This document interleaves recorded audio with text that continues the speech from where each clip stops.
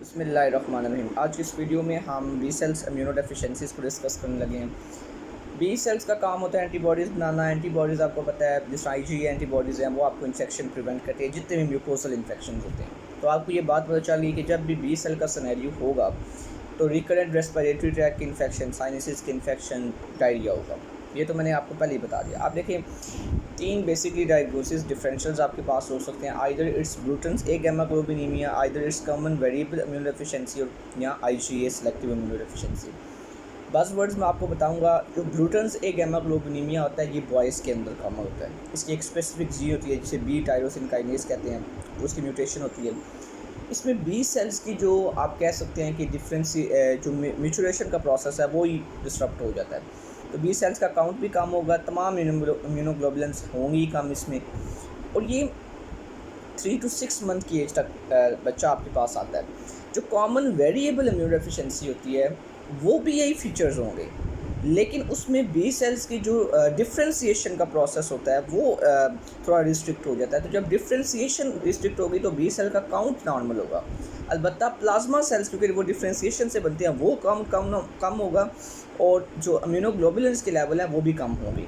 तो आपने और दूसरी बात, मोस्ट इंपॉर्टेंट थिंग, जो ब्रूटन्स ए गैमा ग्लोबिनीमिया है वो 3 to 6 मंथ की एज पे, और जो हमारे पास कॉमन वेरिएबल इम्यूनो डेफिशिएंसी है ये प्यूबर्टी या एडोलसेंस की एज में आती है। अब मैं आपको एक सिनेरियो देता हूँ। एक मेल बच्चा है और रिकरेंट रेस्पिरेटरी ट्रैक्ट इन्फेक्शंस के साथ आपके पास आया, उसको जीआईटी के इन्फेक्शन भी बार बार हो रहे हैं। एज उसकी 4 मंथ है, और 4 मंथ की एज पे आपके पास प्रेजेंट कर रहा है। तो मैं आपसे कहूँगा ये कौन सा है, तो आपको पता चलेगा 4 मंथ की एज पे प्रेजेंट कर रहा है, रिकरेंट इन्फेक्शन है, बी सेल का इन्फेक्शन डिसऑर्डर है, और 4 मंथ की एज है, तो ब्रूटन्स ए गैमा ग्लोबिनीमिया है। ठीक है। और जो कॉमन अगर तो दूसरी बात सीधा डायग्नोसिस में बता दिया हो कि मैंने जब काउंट्स किए हैं तो बी सेल्स का काउंट नॉर्मल आ गया, लेकिन इम्यूनोग्लोबुलेंस कम है, तब आपको पता चल जाएगा नो, अगर बी सेल्स का काउंट नॉर्मल है और इम्यूनोग्लोबुलेंस कम है तो ये तो फिर कॉमन वेरिएबल इम्यूनो डेफिशिएंसी है। ये अदर सिनेरियो मैं आपको बता रहा हूँ। ठीक है। इसलिए मैं एक सिनेरियो देता हूँ। एक बच्चा आया, उसका हमने जब लैब्स करवाई हैं और बी सेल का काउंट भी कम आया है और इम्यूनोग्लोबुलेंस भी कम है, आपको पता चल गया ये तो ब्रूटन्स ए गैमा ग्लोबिनीमिया है। ट्रीटमेंट इन दोनों की आप अंडरस्टूड बात है, क्योंकि इनको ना लाइव एंटीबॉडीज़ कॉन्ट्रा इंडिकेटेड होती हैं, और एंटीबॉडीज़ को ये रिस्पॉन्ड भी इतना नहीं करते। तो क्योंकि लाइव में आपको पता है वो थोड़ा सा इन्फेक्शन की टेंडेंसी होती है, तो जब इम्यून सिस्टम आ गई सप्रेस से तो मसला हो जाएगा। अब होगा क्या, इसको आप प्रोफाइलेक्टिक एंटीबायोटिक्स और इम्यूनोग्लोबुलेंस पे लगा देंगे। ये थोड़ा सा एडवांस हो जाता है, लेकिन आपको ये पता होना चाहिए कि हाउ टू डायग्नोज। अब एक रह गया selective IgA deficiency, most common immuno deficiency है ये। इसमें होता ये है, ये बच्चे सेलेक्टिव आईजीए डेफिशिएंट होते हैं, तो ये जो प्लाज्मा के अंदर एंटीबॉडीज़ होती हैं उनके अगेंस्ट, बेसिकली प्लाज्मा प्रोटीन्स के अगेंस्ट एंटीबॉडीज़ ये डेवलप कर लेते हैं।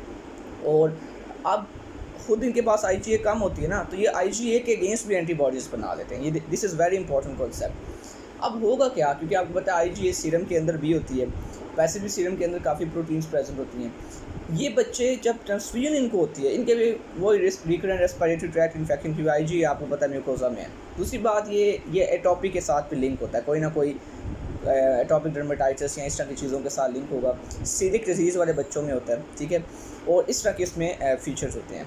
अब होता क्या है कि लिम्फोमा के साथ भी एसोसिएट हो सकता है। इन बच्चों को जब आप ब्लड ट्रांसफ्यूजन लगी हैं तो इनको एकदम से ना ये रिस्पॉन्ड कर देंगे और ट्रांसफ्यूजन रिएक्शन आ जाएगा। उसके फीचर्स क्या क्या होते हैं, अर्टिकेरिया, एंजियोडीमा हो सकता है। तो आपको पता चल जाता है, मिसाल के भी एक्सीडेंटली वैसे पता चल जाता है कि ये तो सेलेक्टिव आईजीए डेफिशिएंट है, तो इनको फिर ब्रेसलेट लगाना पड़ता है, आर्म ब्रेसलेट, ताकि पता चल जाए कि ब्लड ट्रांसफ्यूजन की प्रोडक्ट इनको ध्यान से देनी है। और इनको फिर कहा जाता है वॉशिंग ऑफ प्लाज्मा आरबीसीज, मतलब वॉशिंग ऑफ पीआरबीसीज लिखा जाता है कि आपने आरबीसीज इनको ट्रांसफ्यूज़ करने होते हैं, लेकिन प्लाज्मा उसमें से आपने वॉश आउट करना है, क्योंकि प्लाज्मा के अंदर जो सारी प्रोटीन्स हैं वो निकाल के आप इनको ट्रांसफ्यूज़ करते हो। बाकी ये इनके अंदर रिकरेंट इन्फेक्शन होते रहते हैं, आप प्रोफाइलेक्टिकली एंटीबायोटिक्स वगैरह दे सकते हो। सो ये आपने लेकिन अगर आपके पास सिनेरियो में आता है, मेल बच्चा आया है, रिकरेंट इन्फेक्शन हैं, काउंट करवाया है, बी सेल्स कम है, टी सेल नॉर्मल है, दिस इज़ ब्रूटन्स। एडल्ट बच्चा आया है, बी सेल्स नॉर्मल है, इम्यूनोग्लोबुलेंस कम है, रिकरेंट इन्फेक्शन हैं, कॉमन वेरिएबल इम्यूनो डेफिशिएंसी। और ट्रीटमेंट दोनों की यही थी, प्रोफाइलेक्टिक एंटीबायोटिक्स या इम्यूनोग्लोबुलेंस आप ट्रांसफ्यूज़ कर दें। और तीसरा आपके पास सेलेक्टिव आईजीए है, इसका अक्सर सिनेरियो ट्रांसफ्यूजन के साथ लिंक होकर आता है। जज़ाकल्लाह।